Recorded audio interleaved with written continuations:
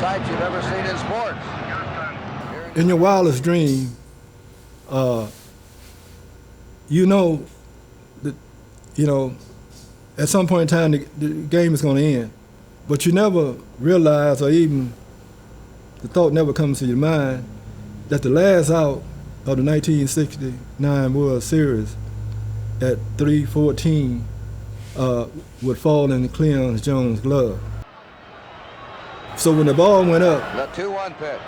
I made one step back, and I could see the ball was in front of me, and I made 2 steps in and camped under the ball and said, "Come on down, baby, come on down, baby. Now it's over." The Mets are the world champions. Gary Koosman being mobbed. I came from Plateau, Africa town. No athlete had ever come from this area before, especially an athlete named Cleon Jones. That's not a baseball name. My mother and father got together and they made me, and they put me in a community that loved me. They put me in a community that cared about my existence. There was no house that I went to that I wasn't welcome. You can't forget that kind of love and devotion that a community gives his sons and daughters. That makes a difference in who they become. So I became Cleon Jones with the help of my community. As a black person during that time, that wasn't much that you had to hang on to. But I was encouraged by people like Hank Aaron and Billy Williams.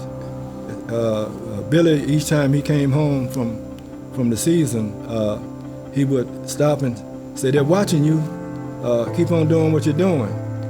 And that was a motivating factor for me, that he said somebody was watching me, and I was always looking around to see if I could see them watching me. When I look back, I look at an area that was so defining to me about who we are as a people, that it stayed with me all of my adult life. What actually took place in 1859, how these resilient people survived, and how they interacted and made a community that was unlike any other in this country, and produced someone like me. This historic area should be a treasure, because this is not Mobile's history, this is world history.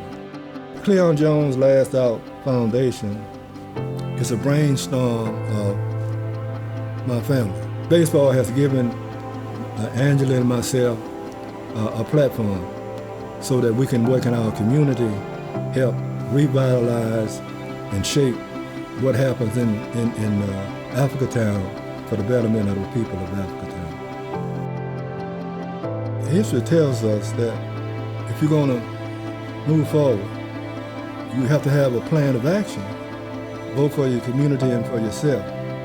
But we got to get the whole community to grow with us. And the only way to do that is put your best foot forward and reach out with your hands open and hope that someone's hand interlock with yours to help push and pull forward the legacy, so that it's not just good for Africa Town, but good for Mobile and the surrounding areas.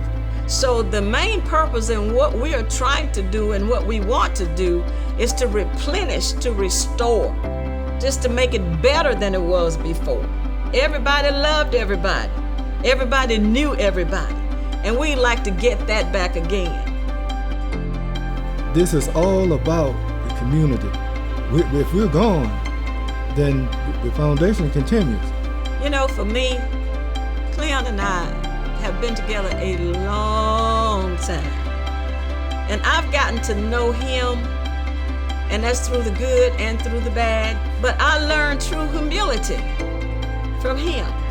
The Bible tells you should encourage each other. And when I see him working in this heat, day after day, seeing him trying to help restore somebody's home and is taking everything that he's got inside to get it done, that says a lot. I never cared if I hit a home run to win the game, as long as I had some part in winning the game.